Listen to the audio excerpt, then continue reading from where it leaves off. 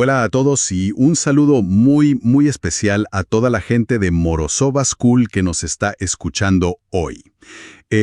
Preparamos esta conversación con mucho cariño pensando en ustedes. Queremos explorar juntos un tema que seguro les toca de cerca y bueno, es súper interesante. Los acentos en inglés. Vamos a charlar un poco sobre por qué existen, ¿no? ¿Por qué hay tantos diferentes? Y sobre todo, ¿qué hacemos nosotros como estudiantes de inglés con nuestro propio acento?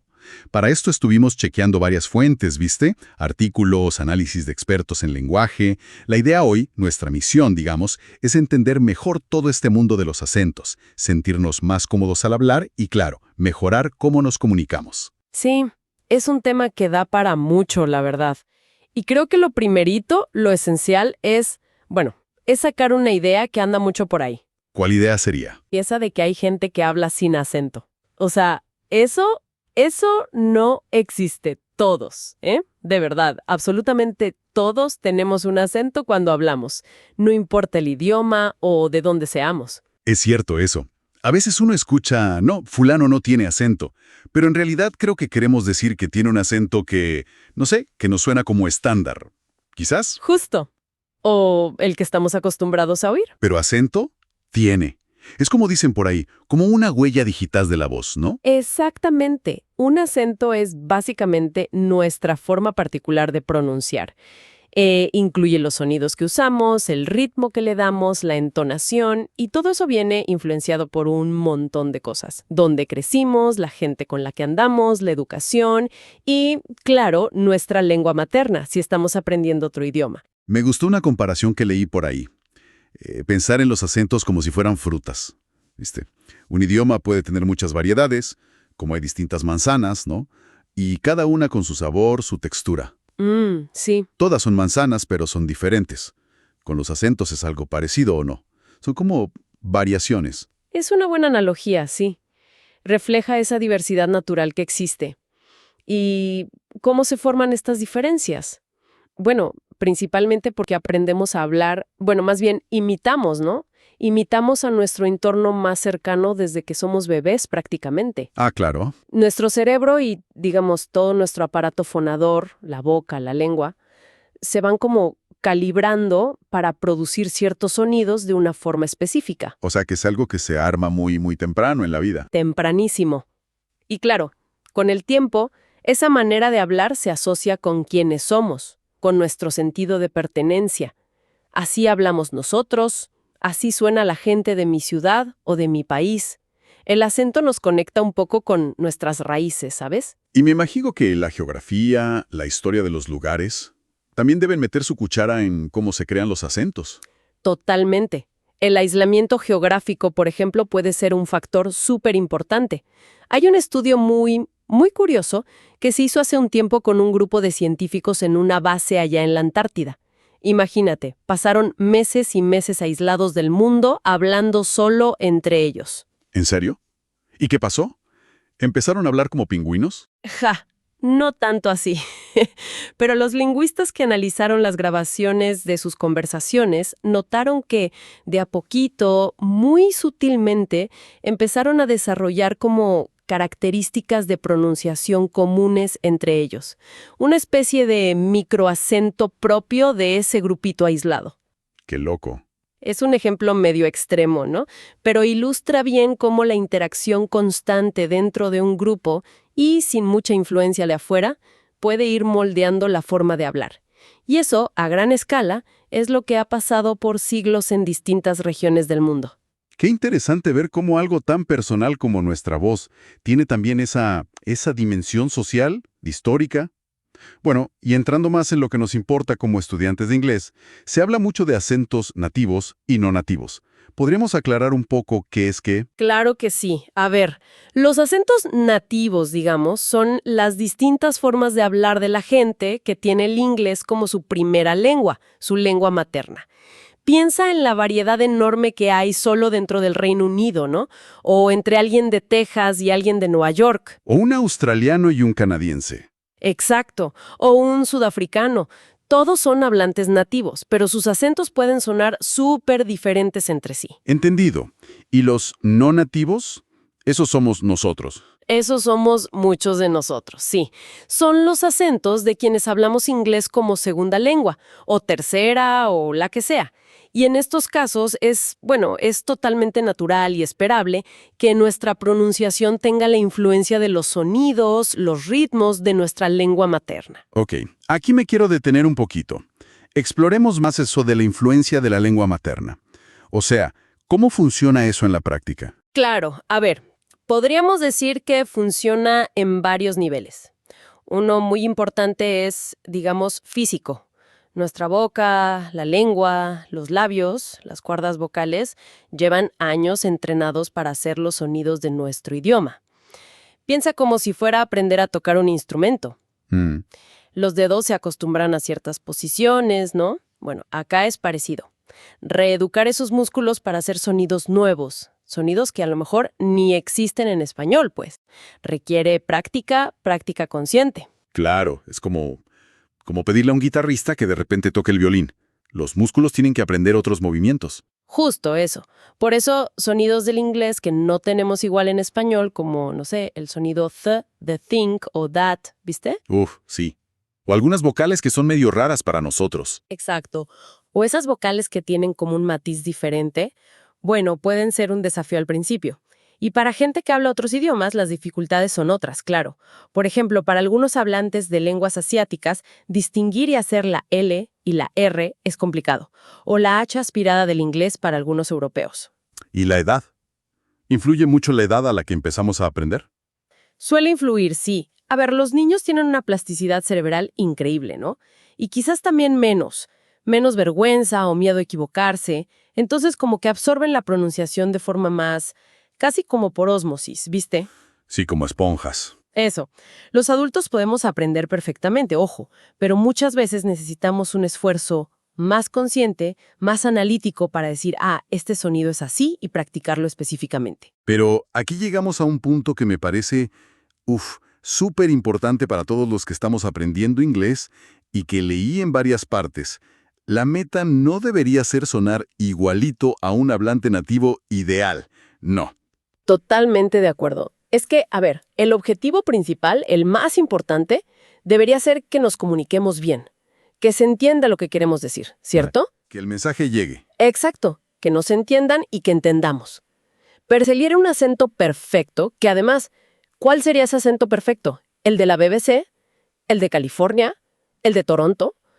Es que eso puede generar una frustración que no sirve para nada. Además, hay un dato que leí que me voló la cabeza, la verdad.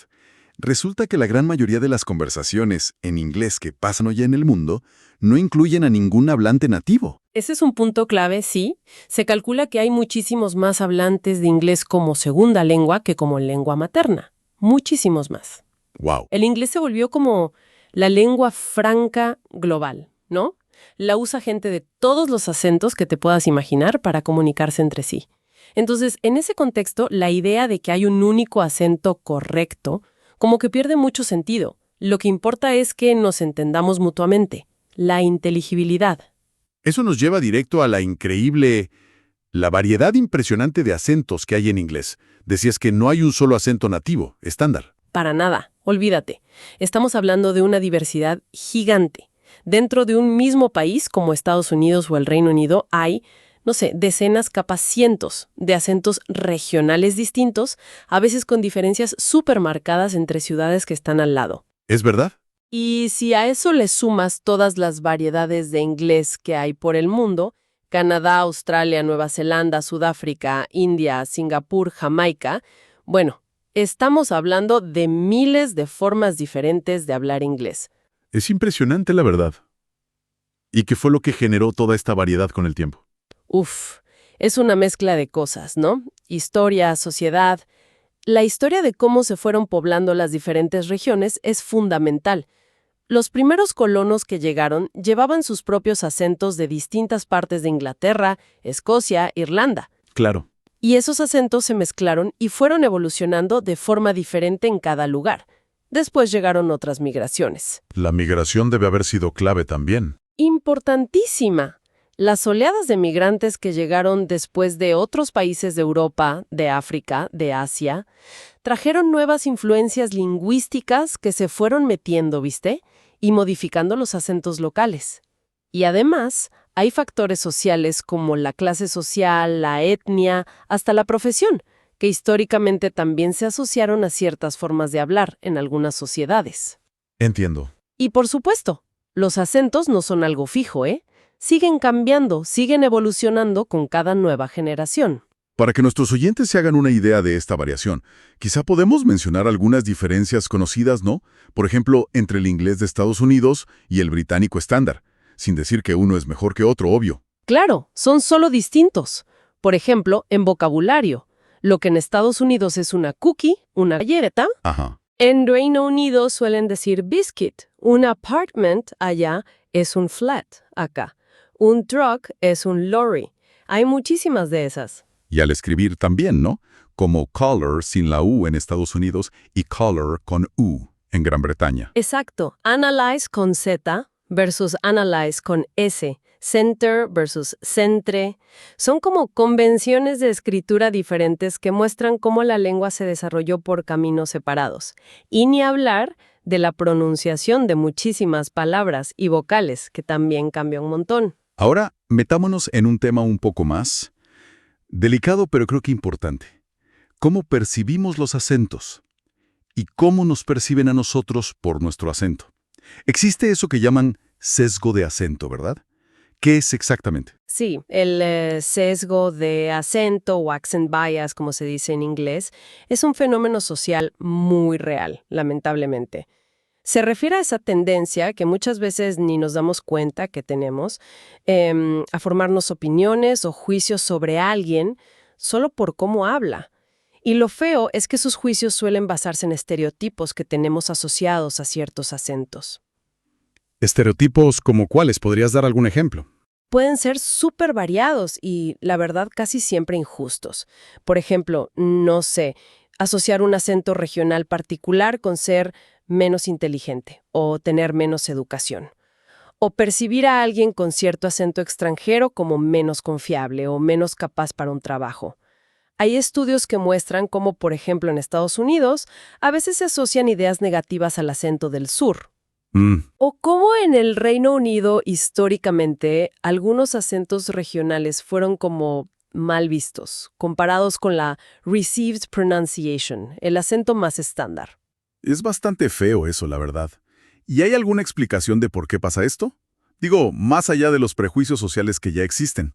Es una pregunta compleja. A ver, una posible explicación, que ojo, no justifica para nada la discriminación, pero ayuda a entender el mecanismo quizá. Tiene que ver con cómo procesamos la información en el cerebro. Ajá. Nuestro cerebro, digamos, tiende a preferir lo que le resulta familiar, lo que le es fácil de procesar.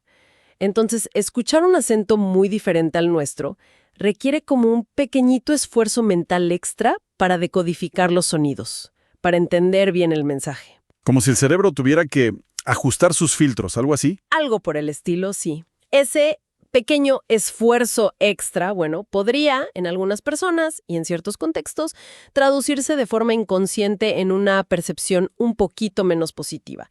Pero, y esto es crucial entenderlo, esto es solo una hipótesis sobre un posible mecanismo de base. En la práctica, el sesgo de acento se manifiesta como prejuicio social puro y duro. Claro. Y puede tener consecuencias súper negativas y discriminatorias en cosas como la educación, el trabajo, las relaciones. Por eso es tan importante ser conscientes de que existe para no caer en esos juicios automáticos. Totalmente de acuerdo, hay que estar atentos. Pero bueno, no todo es negativo en esto de tener un acento diferente, ¿cierto? Hay una mirada mucho más positiva también. Absolutamente. Y es súper importante enfocarnos en eso. Tener un acento diferente puede ser, de hecho, una ventaja en muchas situaciones. ¿Así? Como por ejemplo. Bueno, para empezar, puede ser un excelente icebreaker. ¿Viste esa expresión en inglés? Sí, un rompehielos. Exacto. Es una forma súper natural de empezar una conversación. La gente a menudo siente curiosidad y te pregunta ¿de dónde eres? Y eso puede abrir puertas a charlas interesantes, a conectar con gente nueva. Es verdad, rompe esa tensión inicial a veces. Además, piénsalo, hablar un segundo idioma, aunque sea con acento, es una señal clarísima de inteligencia, de esfuerzo, de perseverancia. No es nada fácil aprender otro idioma. Y mucha gente valora y admira ese esfuerzo que hacemos. ¿Cierto? Incluso hay estudios que sugieren que ciertos acentos extranjeros pueden resultar atractivos o interesantes para los hablantes nativos. Mira tú qué bien. Y también leí algo sobre cómo que la gente es más tolerante con los errores si tienes acento. ¿Puede ser? Pequeños errores de gramática o de vocabulario si notan que estás hablando con un acento no nativo. Como que inconscientemente asumen que estás aprendiendo y, bueno, te dan un poco más de margen. Eso puede quitar un poco de presión al hablar, ¿no? Y acá creo que conectamos con una idea muy, muy potente. Nuestro acento es parte de quienes somos, de nuestra identidad. Exacto. Es parte de nosotros, de nuestra historia, de nuestra cultura. Intentar borrarlo del todo para imitar un ideal que ni siquiera existe, no solo es dificilísimo, sino que puede sentirse como si estuviéramos negando una parte nuestra, ¿no? Claro. Como decíamos antes, el objetivo realista y el más sano, creo yo, es la claridad, comunicarnos bien. Y podemos, y deberíamos, llevar nuestro acento con orgullo. Alguien sugirió verlo como una badge of honor. Una badge of honor. Una medalla de honor. Esa misma. Una medalla de honor que representa todo el camino que recorrimos para aprender y poder comunicarnos en otro idioma. Me encanta esa idea, la medalla de honor del aprendizaje. Entonces, a ver, resumiendo un poco para nuestros oyentes de Morozovo School que están ahí, en pleno proceso, ¿qué podemos hacer para sentirnos más cómodos con nuestro acento y al mismo tiempo mejorar cómo nos comunicamos? Hay varias cosas prácticas que se pueden hacer. La primera, y para mí fundamental, es escuchar activamente. O sea, exponerse a la mayor variedad posible de acentos en inglés. Ver pelis y series de distintos países, escuchar música diferente, seguir podcasts con gente de distintos lugares, eso entrena nuestro oído, ¿sabes? Nos ayuda a entender mejor y además como que nos normaliza la diversidad. Ya no nos suena tan raro un acento diferente. O sea, no solo escuchar el inglés del libro de texto, digamos. Exacto. Salir un poco de la zona de confort del oído. Lo segundo es practicar la pronunciación, sí, pero enfocándose en esos sonidos o patrones que de verdad pueden dificultar que nos entiendan. No se trata de imitar perfecto, sino de asegurar que los sonidos claves sean claros. Entiendo. Como decíamos, la lengua es un músculo, necesita entrenamiento. Repetir en voz alta, grabarse para escucharse, capaz usar alguna app o recurso para practicar sonidos difíciles, todo eso suma. ¿Algún otro consejo práctico? A veces, algo tan simple como hablar un poquito más despacio puede hacer una diferencia enorme en la claridad, sobre todo si en nuestro idioma hablamos rápido. Ajá. Nos da tiempo a articular mejor y le da tiempo al otro a procesar lo que decimos. Y siempre, siempre recordar, la claridad es la reina. Es mucho, mucho más importante que nos entiendan a que sonemos como alguien que no somos. Y si alguien, por ejemplo, por trabajo, tiene el objetivo muy específico de reducir su acento, ¿qué se puede hacer ahí? Bueno, en esos casos puntuales, muy específicos, trabajar con un coach de pronunciación o un fonoaudiólogo que se especialice en acentos puede ser una opción. Ellos tienen técnicas personalizadas para modificar patrones de habla si ese es el objetivo concreto. Pero la verdad, para la gran mayoría de los estudiantes, enfocarse en la claridad y en la confianza es el camino más efectivo y, diría yo, más gratificante. Perfecto. Entonces, si tuviéramos que resumir las ideas clave de esta charla, serían... A ver, 1. Todos tenemos acento. Es normal. Es parte de ser humano. 2. La diversidad de acentos en inglés es gigante y es parte de la riqueza del idioma. Exacto. 3. La meta principal al aprender es comunicarnos con claridad, no buscar una imitación perfecta que capaz ni existe. 4. Estar atentos a los prejuicios sobre los acentos, para no juzgar ni dejarnos afectar por ellos. Y 5. Disfrutar el viaje de aprender y llevar nuestro acento como parte de quienes somos, como esa medalla de honor. Lo has capturado perfecto. Es un viaje lingüístico y cultural fascinante, la verdad. Y para ir cerrando, queremos dejarles una preguntita para pensar. basada en ese dato fuerte que mencionamos antes. Si hoy en día hay muchos más hablantes de inglés como segunda lengua que nativos, y parece que esto va a seguir así, ¿cómo creen que podría cambiar en el futuro nuestra idea de qué es un acento estándar o correcto en inglés? ¿Será que la norma se vuelve mucho más flexible, más global, reflejando cómo se usa el inglés de verdad en el mundo? Es una pregunta súper pertinente para el mundo de hoy tan conectado. El futuro del inglés, bueno, lo estamos construyendo entre todos, ¿no? Con todos nuestros acentos. Sin duda. Muchísimas gracias a todos los oyentes de la comunidad de Morozova School por acompañarnos en esta exploración. Esperamos de verdad que les haya resultado útil y, ¿por qué no, inspiradora? Y como prometimos, queremos explicar rapidito un par de frases útiles en inglés que salieron en la charla, para que las sumen a su vocabulario. La primera fue icebreaker. Un icebreaker, bueno, es something you say or do to make people feel more relaxed when they first meet. O sea, algo que dices o haces para romper el hielo, ¿viste? Para que la gente se sienta más cómoda cuando recién se conoce. Por ejemplo, asking where are you from can be a good icebreaker. Preguntar de dónde eres puede ser un buen rompehielos. La segunda frase fue badge of honor. Esto significa something that shows you are proud of an achievement or quality. Es como una insignia o medalla que llevas con orgullo por algo que lograste o una cualidad tuya. Por ejemplo, Journey Learning English. Y mencionamos también unpack this. Esta es una expresión más informal que significa to analyze or explain something in detail. Es como decir desglosar o analizar a fondo algo para entenderlo mejor.